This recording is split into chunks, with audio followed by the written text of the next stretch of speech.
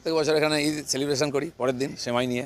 এখানে দীপাবলি হয়, বিজয়া সম্মেলন হয়, হোলি হয়, আজকে ঈদও করলাম সবাইকে নিয়ে খুব উৎসাহের সঙ্গে।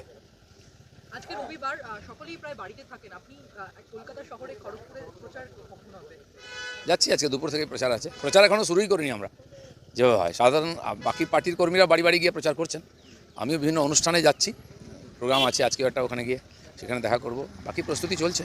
রেড রোডে মুখ্যমন্ত্রী একটা ঈদের জমায়েতে ধর্মীয় অনুষ্ঠান থেকে রাজনৈতিকভাবে যে মন্তব্য রাখেন, কালিবালিপ্ত করার চেষ্টা করছে ঈদের মন্ত্র ব্যবহার করে। মানে মমতা ব্যানার্জি ধার্মিক জায়গা থেকে রাজনীতির কথা বলেন, আর রাজনীতিক মঞ্চ থেকে ধর্মের কথা বলেন। এটা ওনার পুরনো অভ্যাস, এটাই ওনার রাজনীতি। কিন্তু যেভাবে উনি মুসলমানদেরকে সময় থেকে আলাদা করছেন, দেখাচ্ছেন, কিংবা প্রধানমন্ত্রী সম্বন্ধে কালকে যে কমেন্ট করেছেন, অনুপ্রবেশকারী বলছেন, তা আমার মনে হচ্ছে ওনার পুরনো রাজনীতিটা ফেল হয়ে যাচ্ছে, মাথাটা ঠিক নাই। যেমন যে উনি বলেছেন যে 1 সেকেন্ডে একটা সম্প্রদায় আছে, 1 সেকেন্ডে সব শেষ করে দেবে। তার মানে মুসলমানদের প্রতি বলতে চাইছেন ওরা কি দাঙ্গাবাজ, ওরা কি উগ্রপন্থী? উনি ওদেরকেই অপমান করছেন ওদের প্রোগ্রামে গিয়ে বা ওদের সম্বন্ধে বলে। তো এইভাবে মুসলমানদের ভাবা উচিত, যারা কার উপরে ভরসা করেছেন, যিনি তাদেরকে কী ভাবেন, তাদেরকে গুন্ডা বদমাশ ভাবেন, সাম্প্রদায়িক ভাবেন, আর তাদের উপরে কোনো ভরসাই করে না, কেবল ভোটার মনে করেন। তো মমতা ব্যানার্জির প্রতি যারা ভরসা করছেন তাদেরই বদনাম হচ্ছে।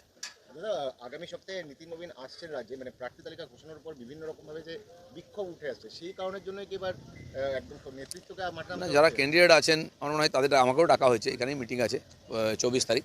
তো এটা তো একটা সিস্টেম। মাননীয় সর্বভারতীয় সভাপতি এই নির্বাচনে প্রথম থেকেই আসছেন বারবার, তিনি নিজের নেতৃত্ব দিচ্ছেন। উনিও চাইছেন যে পশ্চিমবাংলায় পরিবর্তন হোক, বিজেপি সরকার হোক। তো স্বাভাবিকভাবে তাকে আমরা চাইবো। আমাদের যুবার নেতৃত্ব উনি, তার উৎসাহ, তার অভিজ্ঞতা দুটোই আছে, সেটা আমাদের কাজে লাগবে।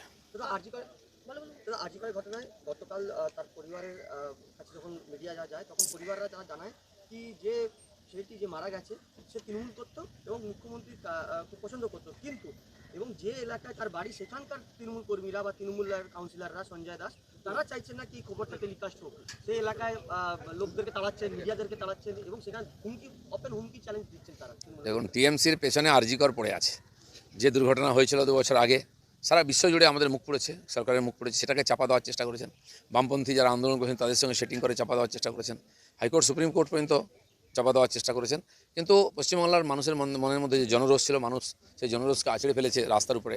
হাজার হাজার লক্ষ লক্ষ সংখ্যায় মানুষ নীরবে আর বাতি জ্বালিয়ে তার বিরোধিতা করেছে।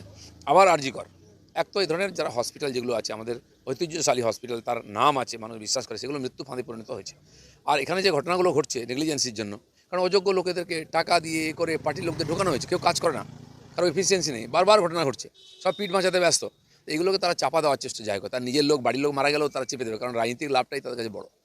দাদা, আপনার স্ত্রী অর্থাৎ রিঙ্কু মজুমদার বারবার বলেছেন তার আপনার পরিচয় অর্থাৎ স্ত্রীর পরিচয় বা স্বামীর পরিচয় বাদ দিয়ে তার রাজনীতির প্রেক্ষিতে একটা পরিচয় রয়েছে এবং ড্রপ বক্সে তিনি তার বায়োডাটা ফেলেছিলেন।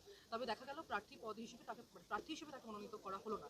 এই বিষয়ে নিয়ে আপনি কিছু বলবেন রাজনৈতিক সত্তা থেকে? না, পার্টির প্রত্যেকটি কর্মীর অধিকার আছে পার্টির কাছে তার আবদার রাখার। হাজার হাজার লোক আর টিকিটের জন্য বিধানসভায় অ্যাপ্লিকেশন করেছে, উনিও করেছেন। তো পার্টি দেবে কি দেবে না সেটা পার্টির ব্যাপার, ওনার ব্যক্তি স্বাধীনতা আছে। উনি আগে থেকেই পার্টিতে ছিলেন কর্মী হিসেবে, আমি একজন পার্টির কর্মী। তো সেই হিসেবে অনেকেই চেয়েছেন, কেউ পেয়েছেন, কেউ পাননি। চলো, ধন্যবাদ। আজ কেন্দ্রীয় মন্ত্রীর বাড়িতে একদম বৈঠক রয়েছে, যেখানে সরকার সবাই থাকবেন। 39টা আসন যে রয়েছে সেই নামের জন্য একদিকে এমন বাংলায় আসতে হচ্ছে, অন্যদিকে কি সেখানে মিটিং করতে হচ্ছে?